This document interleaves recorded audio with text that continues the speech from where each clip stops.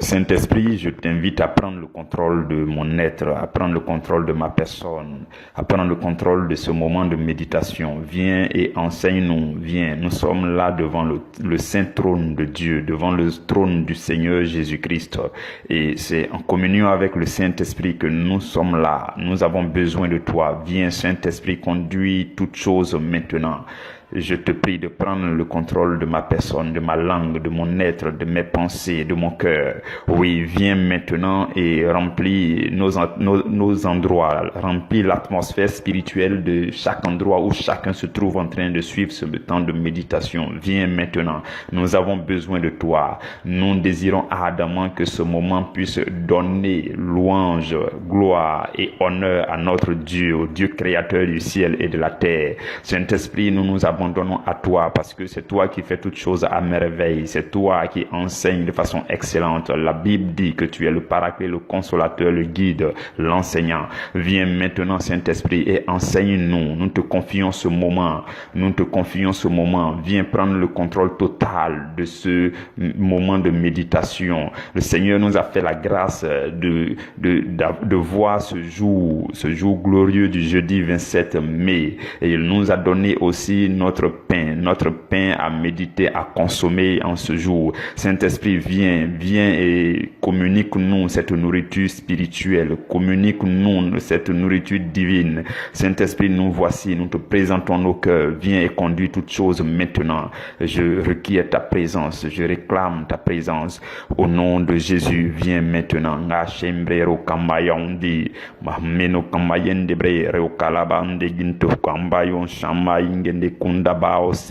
Merci Saint-Esprit, merci pour ta présence, merci d'être là depuis maintenant jusqu'à la fin de ce temps de méditation. Merci de demeurer avec chacun de nous, même après ce temps de méditation. Je te le demande au nom précieux de Jésus. Amen. Comment reconnaître et surmonter les épreuves d'obéissance et de foi? Comment reconnaître et surmonter les épreuves d'obéissance et de foi? Ce sous-thème, bien-aimés frères et sœurs, nous allons faire la première partie aujourd'hui et demain nous ferons la seconde partie. Pour aujourd'hui, je nous invite à lire dans 1 Pierre au chapitre 1, versets 6 et 7. C'est là ce qui fait votre joie. Nous lisons ensemble, c'est l'apôtre Pierre qui parle. Il dit, c'est là ce qui fait votre joie. Quoique maintenant, puisqu'il le faut, vous soyez attristés pour un peu de temps par diverses épreuves, afin que l'épreuve de votre foi, plus précieuse que l'or périssable, qui cependant est éprouvé par le feu, ait pour résultat la louange, la gloire et l'honneur lorsque Jésus-Christ apparaîtra. Parole du Seigneur, nous donnons toute la gloire à Dieu. Mes frères, mes sœurs, pendant que nous commençons ce moment d'échange, ce moment de méditation, ce moment de communion, je voudrais nous dire que les épreuves que nous pouvons vivre dans notre vie ont deux origines. Les épreuves ont deux origines essentiellement. Il y a des épreuves qui viennent de Dieu et il y a des épreuves qui sont provoquées par nos propres erreurs. Les épreuves qui viennent de Dieu sont des situations particulièrement difficiles que Dieu a prévues lorsque Dieu définissait l'histoire de votre vie, lorsque Dieu traçait l'histoire de votre vie. Depuis la prédestination, vous vous souvenez, lundi surpassé, on a parlé de la prédestination. On a dit que Dieu trace l'histoire des hommes à part. Il définit les histoires des hommes à part, comme si Dieu avait un magasin. Il avait d'abord un premier magasin des histoires des hommes qu'il a défini. Comme quand vous créez une entreprise, vous définissez d'abord les postes. Vous savez pas qui va rentrer dans quel poste. Donc, c'est comme ça le principe de la prédestination. Dieu crée les histoires des hommes, il trace tout. Et maintenant, après, il envoie les hommes sur la terre, que ce soit Monsieur Kwame qui doit rentrer dans telle histoire, que ce soit Monsieur Kofi Conan, je ne sais quel nom encore qui va rentrer, ça, Dieu, on a parlé de ça en long et en large la dernière fois. Donc, qu'est-ce que je veux dire aujourd'hui? Je veux dire que sur le chemin de votre vie sur la terre, l'histoire que vous êtes en train de vivre particulièrement et présentement, sur le chemin de cette histoire, Dieu a prévu des situations particulièrement difficiles par lesquelles il vous faut passer. Oui, vous devez le savoir, que vous le vouliez ou pas, l'histoire de votre vie sur la terre comporte à certains endroits des situations difficiles. C'est Dieu qui a prévu comme ça. C'est comme si vous devez quitter un village pour aller dans un autre village. Ou bien vous devez quitter la ville où vous êtes pour aller dans une autre ville. Ou bien vous devez quitter votre quartier pour aller dans un autre quartier. Sur le chemin a été tracé. Sur ce chemin, il peut y avoir des collines, monter, descendre, c'est pas facile toujours. Il peut y avoir des virages, des carrefours, des tournures, des pistes un peu trop dégradantes, ainsi de suite. Le chemin en lui-même, lorsqu'il est difficile, on parle de épreuve prédéfinie par Dieu. Le chemin de votre vie comporte des situations difficiles que vous devez vivre. C'est normal. C'est vraiment normal. C'est comme lorsque vous êtes allé à l'école, durant votre parcours scolaire, il y a des épreuves, les compositions, des examens que le système éducatif a positionnés à certains moments. Quand vous arrivez en classe de 3e, on dit c'est le BEPC dans certains pays. Vous arriverez en terminale, on dit c'est le bac. Donc, ce sont des épreuves prédéfinies et ont été déposées à certains carrefours de votre trajet. Arrivé là, vous devez passer. C'est difficile? Vous devez passer. C'est pas difficile, vous devez passer. Peu importe votre humeur, vous devez passer. Pourquoi? Parce que vous devez être formé, évalué, forgé. C'est normal. Vous comprenez? C'est une formation. Et cette formation comporte des tests d'évaluation, de qualification. Donc, toutes ces situations difficiles qui vous aident à vous former, ce sont des épreuves qui ont été prédéfinies par Dieu ou alors qui viennent de Dieu. Vous avez compris? Donc, première origine des épreuves, les épreuves venant de Dieu. Les épreuves ont une deuxième origine, c'est lorsque c'est provoqué par nos propres erreurs. C'est lorsque c'est provoqué par nos propres erreurs. Dieu n'avait pas prévu cela. Mais, compte tenu de nos erreurs, nous avons succombé à ce qu'on appelle les tentations. Parce que n'oublions pas que sur le chemin de notre vie, aussi bien que Dieu a prédéfini des situations difficiles pour nous forger, pour nous former, l'ennemi aussi vient avec ce qu'on appelle les pièges ou alors les tentations. Et lorsque nous tombons dans ces pièges, nous souffrons par la suite. Nous vivons des situations difficiles par la suite. Dieu n'avait pas prévu ça. Mais nous sommes quand même tombés dedans. C'est aussi des épreuves. Voilà pourquoi je dis que ce sont des épreuves provoquées par nos propres erreurs. Et ce sont nos erreurs qui nous ont, du fait que nous sommes tombés dans les tentations. Vous comprenez? Et ces erreurs viennent aussi du fait que nous sommes aveugles ou bien ignorants. Vous comprenez? Par manque de connaissances, nous pouvons périr. Par ignorance, par aveuglement, nous pouvons tomber dans les pièges de l'ennemi et cela nous conduit dans des situations difficiles qui nous éprouvent, qui sont aussi des épreuves, mais en fait, ces épreuves, Dieu ne les avait pas prévues, mais c'est par notre ignorance, notre aveuglement, nos erreurs que nous sommes tombés là-dedans. Nous sommes tombés dans les pièges de l'ennemi qui nous font souffrir par la suite. Vous comprenez? Donc, il y a essentiellement deux origines des épreuves. Les épreuves prédéfinies par Dieu pour votre formation, pour votre fortification, pour votre croissance, pour votre maturité. Et il y a les épreuves provoquées par nos erreurs parce que l'ennemi nous tend des pièges de tentation. Lorsque par aveuglement, par ignorance, nous tombons là-dedans, nous souffrons par la suite. Nous traversons aussi des épreuves difficiles. Vous comprenez? Ok. Quoi qu'il en soit, Dieu est toujours là pour nous soutenir. Il désire seulement qu'on demande son secours, que ce soit les épreuves provoquées par nos erreurs, les tentations de l'ennemi qui nous ont mis dans des problèmes, que ce soit ça, que ce soit même les épreuves que Dieu lui-même avait prédéfinies. Il est là par son Saint-Esprit pour nous soutenir, nous fortifier. Vous avez compris. Donc, je voulais commencer par faire ce petit éclairci dans notre esprit. Donc, les épreuves ont essentiellement deux origines. Je voudrais nous dire aussi que il y a plusieurs types d'épreuves. Oui, il y a plusieurs types d'épreuves. Les épreuves varient en fonction de la qualification que vous voulez avoir. Je vais expliquer tout ça. Suivez-moi très bien. Les épreuves varient en fonction de la qualité qui doit s'accomplir en vous, de la qualification que vous devez avoir. Par exemple, quand vous partez à l'école, en fonction du diplôme que vous voulez avoir, on vous envoie des épreuves de mathématiques, on vous envoie des épreuves de français, on vous envoie des épreuves d'anglais, en fonction du diplôme ou alors en fonction de la promotion, en fonction de la qualification que vous voulez avoir, l'épreuve est définie. Si vous voulez devenir mathématicien, on n'enverra que des épreuves de mathématiques. Si vous voulez devenir médecin, on vous enverra dans une école de médecine et on n'enverra que des épreuves de médecine. Vous comprenez? Si vous voulez devenir ingénieur, on va envoyer des épreuves d'ingénieur devant vous. Vous comprenez? C'est exactement cela. De telle sorte que on va parler d'épreuves de la foi.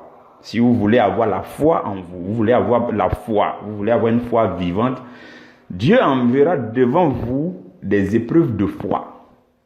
Si vous voulez être obéissant, il n'y a pas un autre moyen que de passer par les épreuves d'obéissance.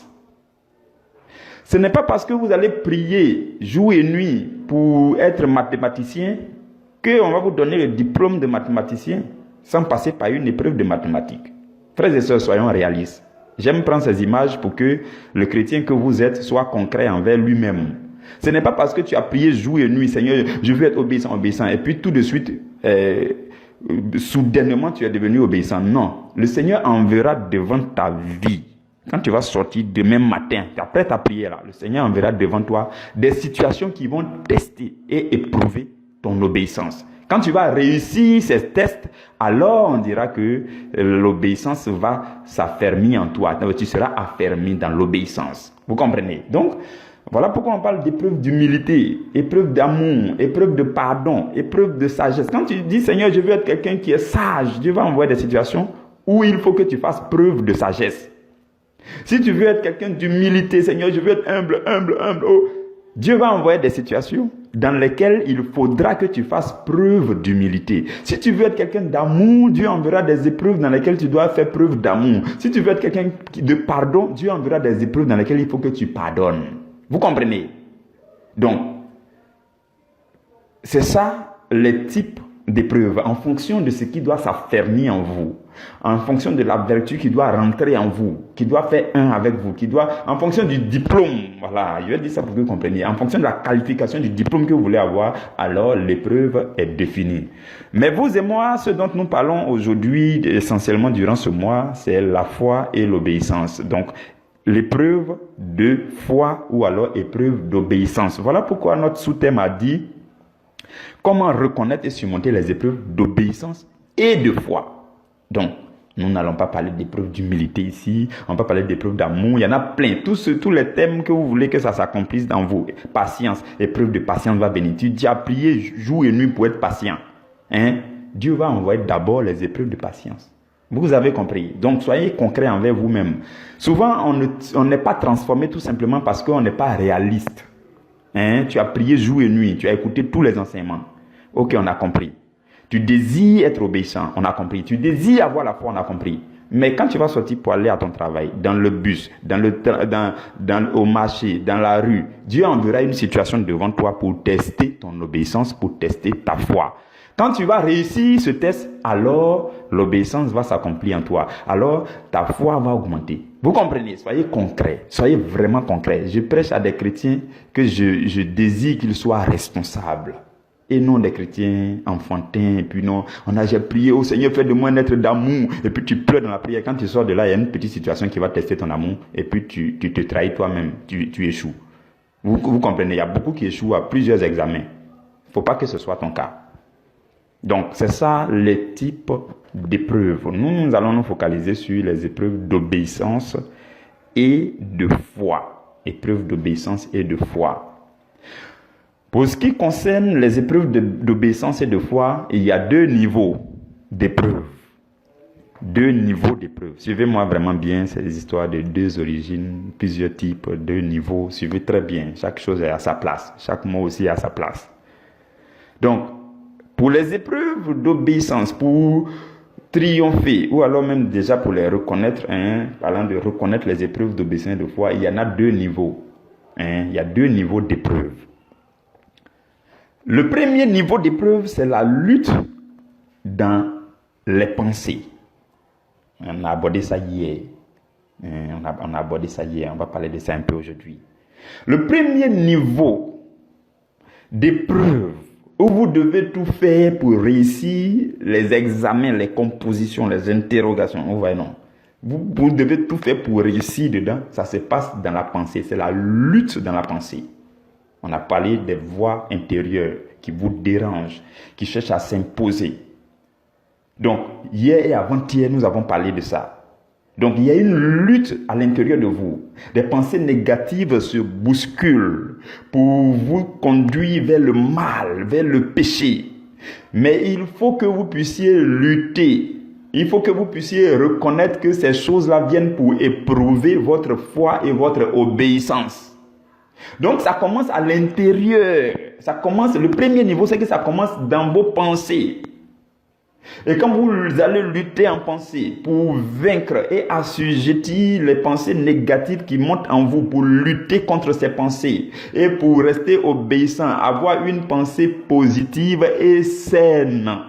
Quand vous allez lutter, comme nous l'avons dit hier et avant-hier, quand vous allez réussir à triompher à l'intérieur de vous, alors vous avez passé le premier niveau en termes d'épreuve d'obéissance. C'est là le premier niveau d'épreuve. Vous comprenez, c'est la lutte à l'intérieur, la lutte en pensée, les pensées mauvaises qui montent en vous, qui veulent vous faire des plans bizarres, des projets bizarres. Et puis ça vous bouscule, non, il faut le faire, les envies bizarres, les orientations lugubres, les choses bizarres qui montent en vos pensées. Frères et sœurs, nous avons dit que quand vous allez méditer abondamment les Écritures, quand vous allez méditer abondamment la parole de Dieu, la lumière de Dieu va rentrer abondamment en vous pour chasser ces ténèbres qui étaient en train de vous bousculer à l'intérieur de vous. Donc, soumis aux épreuves depuis l'intérieur, ce premier niveau d'épreuve, vous êtes soumis à ces pensées vraiment qui vous bousculent, à ces choses qui viennent pour vous éprouver à l'intérieur de vous, pour voir si vous êtes établi à l'intérieur de vous. Si vous réussissez à les triompher, comme nous l'avons dit hier et avant-hier, alors votre foi et votre obéissance à l'intérieur de vous, ça sera déjà bon, ça sera déjà le premier niveau. Vous avez compris. Le deuxième niveau, c'est à l'extérieur.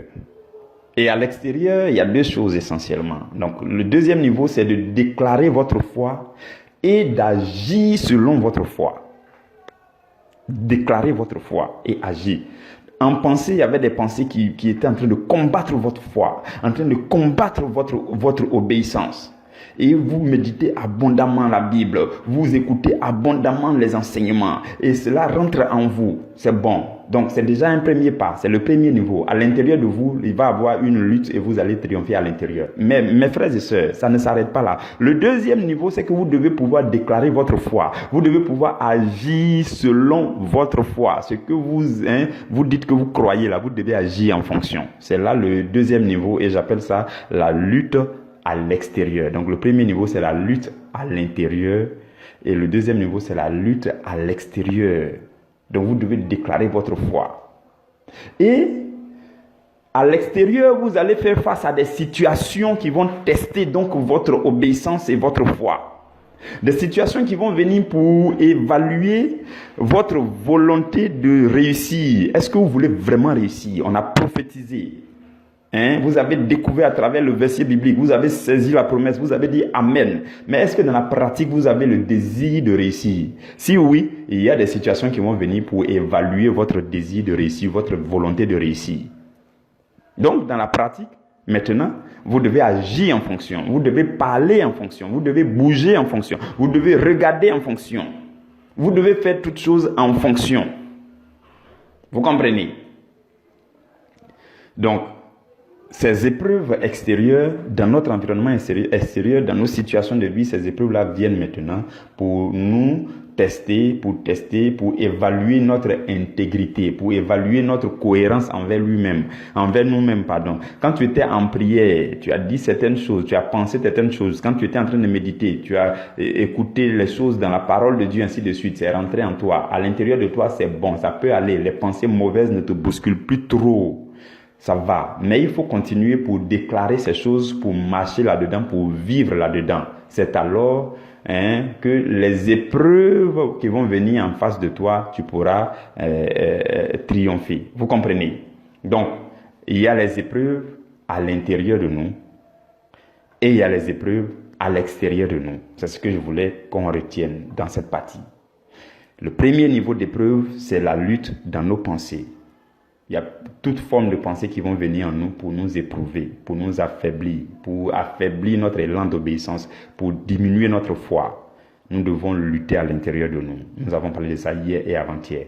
Le deuxième niveau, c'est que dans votre vie, dans vos relations, dans vos occupations, dans vos déplacements, à l'extérieur, vous allez faire face à des situations qui vont venir, des situations difficiles qui vont venir pour vous tester, pour vous éprouver, pour vous évaluer.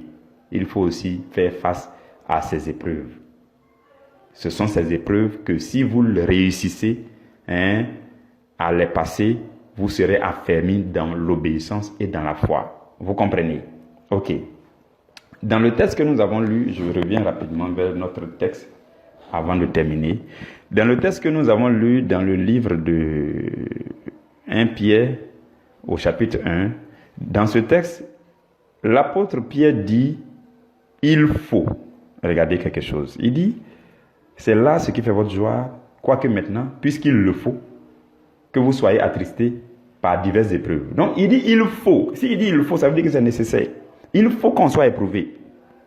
L'épreuve, c'est une chose bien aimée, comme je l'ai dit tout à l'heure, qu'il faut accepter, qu'il faut faire la paix avec. Il faut plutôt vous calmer pour voir comment passer l'épreuve. Quand vous partez à un examen, là, ce n'est pas avec les pleurs que vous partez en examen. Donc arrêtez de pleurer.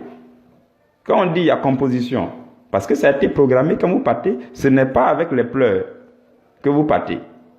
Donc, il faut qu'on soit éprouvé. Surtout les épreuves venant de Dieu. Maintenant, les épreuves que nous-mêmes on a causées par nos erreurs, quand on est tombé dans les pièges, c'est comme vous partez en classe et puis le professeur n'avait pas prévu faire interrogation, mais comme vous avez été bavard, ou bien comme vous avez été maladroit, ou bien comme vous avez fait quelque chose de bizarre, il dit interrogation surprise. Et puis il dit prenez les feuilles, vous prenez les feuilles. Vous voyez, non? Donc ça c'est quelque chose que vous avez provoqué vous-même par vos erreurs. Il n'avait pas prévu ça. Par contre, il y a des devoirs surveillés qui sont prévus. Il y a des examens qui sont prévus, les compositions qui sont prévues. Donc, quand ces moments arrivent, vous n'allez pas partir là-bas en train de pleurer. Non. Parce qu'il le faut. Il faut que vous puissiez passer par ces épreuves afin de passer en classe supérieure, afin d'obtenir votre diplôme, afin d'être qualifié, afin que vous soyez promu. Donc, sans ces épreuves, vous ne connaîtrez pas de croissance, vous ne connaîtrez pas d'évolution. Sans évaluation, il n'y a pas d'évolution. Vous comprenez? Donc, il le faut. Et ces épreuves-là nous rendent obéissants. Les épreuves nous rendent matures.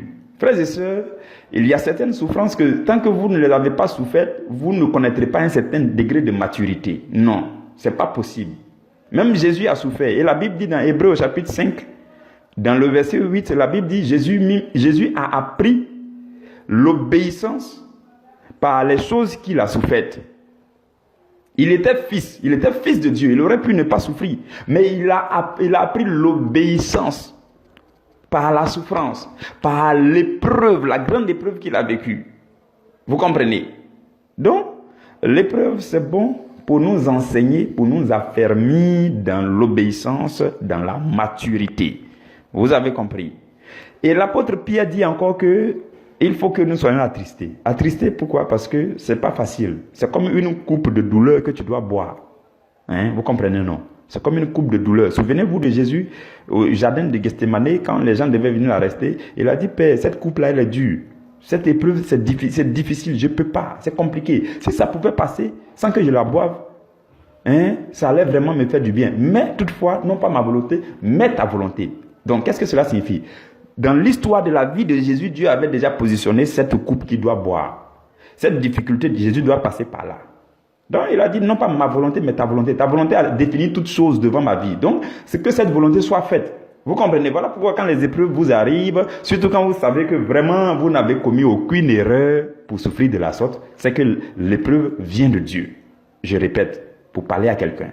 Quand vous savez que vous n'avez pas commis d'erreur si grave pour que vous souffriez de la sorte, ça veut dire que Dieu est en train de vous éprouver pour faire votre promotion. Calmez-vous et affrontez cette épreuve et Dieu vous donnera la sagesse pour mieux affronter et Dieu va faire votre promotion dès que vous allez surmonter l'épreuve. Vous comprenez? Mais ça attriste, ça fait mal, c'est douloureux. Pourquoi? Parce que c'est une coupe de douleur qu'il faut boire. Vous comprenez? Et par la suite encore, l'apôtre Pierre dit que vous soyez attristés pour un peu de temps. Ça veut dire que chaque épreuve a un temps défini. Je veux réconforter quelqu'un pour dire, tu ne vas pas rester dans cette épreuve éternellement. Non. Non, Dieu a défini un temps pour chaque épreuve. Je me rappelle quand on partait à l'école, on dit, quand tu viens, on dit l'épreuve de l'examen à la mathématique, c'est 4 heures de temps. Ça ne peut pas dépasser 4 heures. Ça ne peut pas dépasser 4 heures.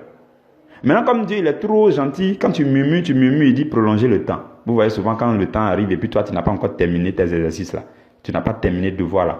Le professeur, s'il est gentil, il va dire, bon, on ajoute 5 minutes, on ajoute 10 minutes. Dieu est trop gentil. Voilà pourquoi souvent les épreuves durent. Les épreuves durent parce que tu n'as pas encore accompli. Tu n'as pas encore fait exercice 1, exercice 2, exercice 1. Tu es en train de souffrir, tu es en train de murmurer, tu es en train de te plaindre dans l'épreuve. Et Dieu, comme il est bon, il dit, augmentez-lui du temps. Voilà pourquoi nos épreuves durent. Sinon, il y a un temps qui a été défini pour les épreuves. Dieu avait prévu que le peuple d'Israël fasse 40 jours de Égypte jusqu'à Canaan. Vous le savez. Et nous sommes en train de lire le livre de Exode. Donc, Dieu a prévu que le peuple d'Israël fasse 40 jours de l'Égypte jusqu'à Canaan. Mais ils ont fait 40 ans parce qu'ils ont murmuré, ils se sont plaints, vous voyez, non? Donc, quand vous savez vous comporter dans l'épreuve, le temps qui avait été prédéfini pour l'épreuve, ce temps-là, vous faites ce temps-là correctement, vous finissez vos épreuves, vous passez, vous réussissez correctement, tout est propre. Mais si vous vous plaignez, vous commencez à pleurer, le surveillant est là à l'examen, et puis vous pleurnichez, on vous donne des mouchoirs, le temps de vous moucher, tout ça, le temps d'essuyer vos larmes, vous trouvez un autre exercice, la question suivante vous fait pleurer, oh c'est difficile, oh c'est trop compliqué, et puis vous pleurez, vous traînez par terre, dans la salle de classe, ça vous est traîné partout, on ne fait que vous augmenter le temps. Il faut arrêter aujourd'hui, et puis vous savoir que l'épreuve est venue pour que nous soyons promus. Et Dieu est avec nous pour nous accompagner dans l'épreuve. Vous avez compris? Donc, il y a un temps défini. Voilà pourquoi l'apôtre Pierre dit, pour un peu de temps, il y a un temps défini. Tu ne vas pas durer dans cette épreuve si tu sais te comporter dans cette épreuve. Tu ne dureras pas dans cette épreuve si tu sais te comporter dedans. Voilà pourquoi le plus tôt tu appelles Dieu, tu dis Seigneur, viens mon secours, Seigneur, viens ma chambre. Et puis tu te plonges dans le Seigneur. Tu vas derrière à la recherche de la connaissance de Dieu. Dans la communion avec le Saint-Esprit. Et alors il vient t'aider. Et l'épreuve ne va pas durer. Ça va durer un peu de temps seulement. Vous comprenez? Et par la suite encore, il dit, afin que l'épreuve de votre foi ait pour résultat la louange, la gloire et l'honneur. Vous voyez, c'est le résultat qui est glorieux, c'est magnifique. Dieu vous a envoyé sur la terre pour que votre vie soit à la gloire de son nom.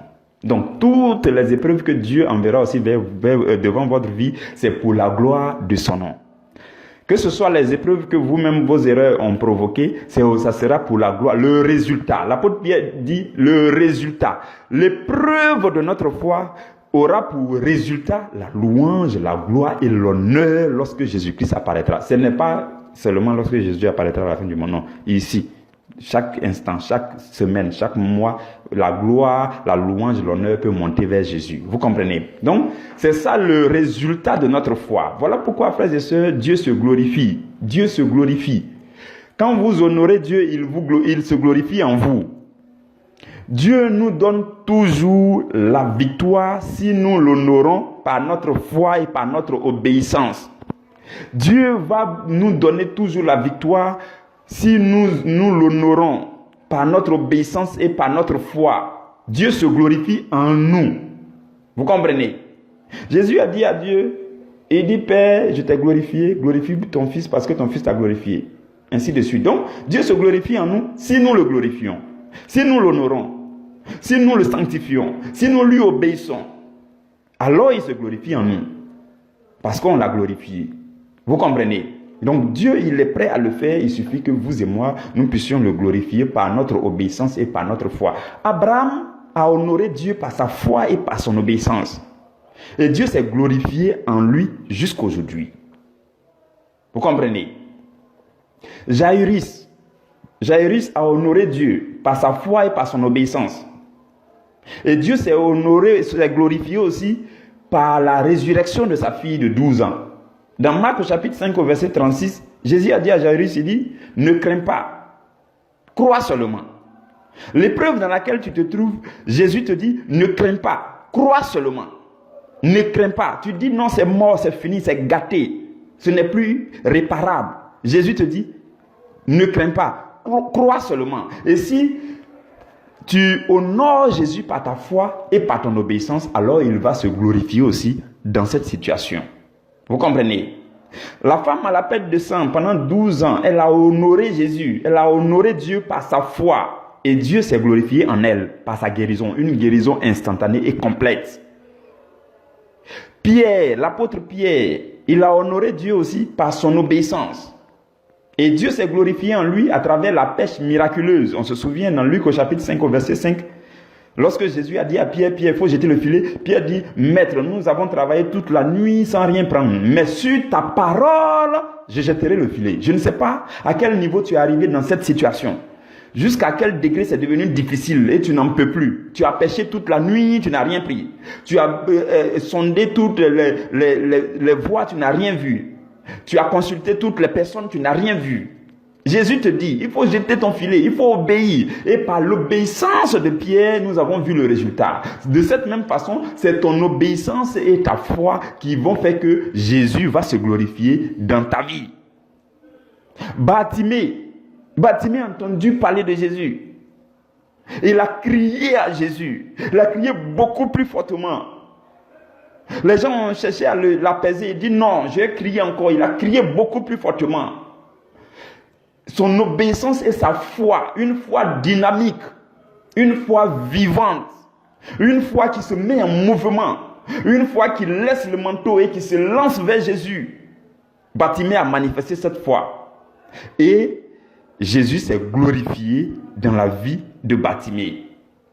Jésus a envoyé les 10 lépreux. Quand ils sont venus le voir pour dire voici, ainsi de suite, pour nous guérir, Jésus leur a dit allez-y vous faire montrer au sacrificateur. Et quand ils sont partis, ils ont été guéris. Par leur obéissance, Jésus s'est glorifié en eux par la guérison. Jésus lui-même, par l'épreuve de sa passion, Dieu s'est glorifié en lui parce qu'il a honoré Dieu par son obéissance et par sa foi.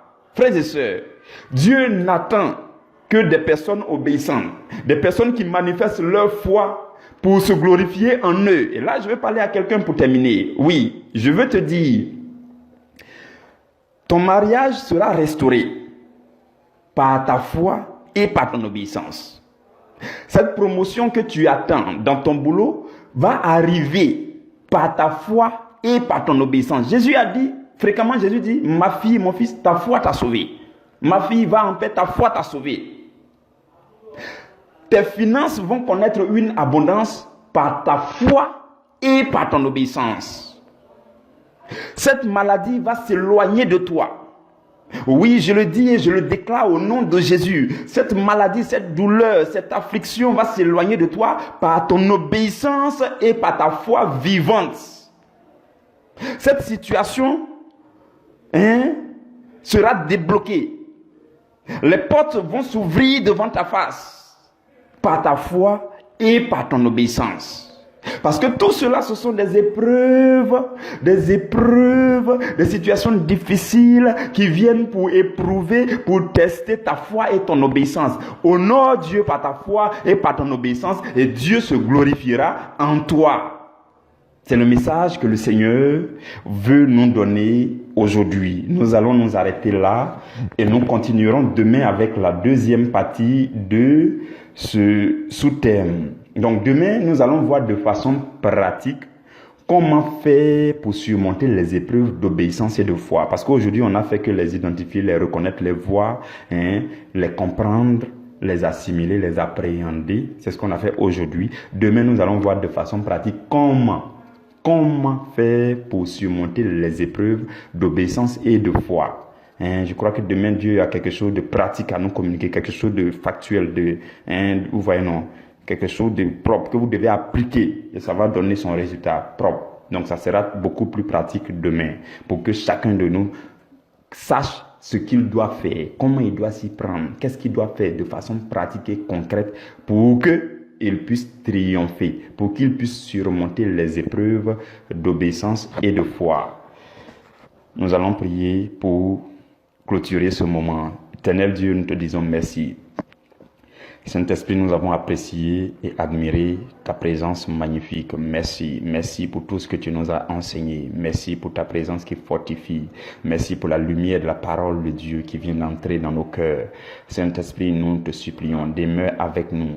Je te prie pour chacun de tes enfants. Ta parole vient d'entrer en nous avec puissance et sagesse. Je prie que cette parole accomplisse sa mission. Oui, que cette parole que chacun a entendue et que cette parole qui est rentrée dans nos cœurs, dans nos vies, accomplisse sa mission à la gloire de Dieu au nom de Jésus. Je déclare que ce que nous avons entendu aujourd'hui, cette parole incorruptible, cette semence incorruptible qui est rentrée dans nos vies, prospère. Et je réprime et je maudis tout obstacle à la prospérité de la parole de Dieu dans nos vies. La prospérité de la parole de Dieu dans nos cœurs déterminera notre prospérité à la gloire de Dieu. Et nous demeurons dans le Seigneur au nom de Jésus-Christ de Nazareth. Amen. Très bon deuxième jour de jeûne chez vous au nom de Jésus. Amen.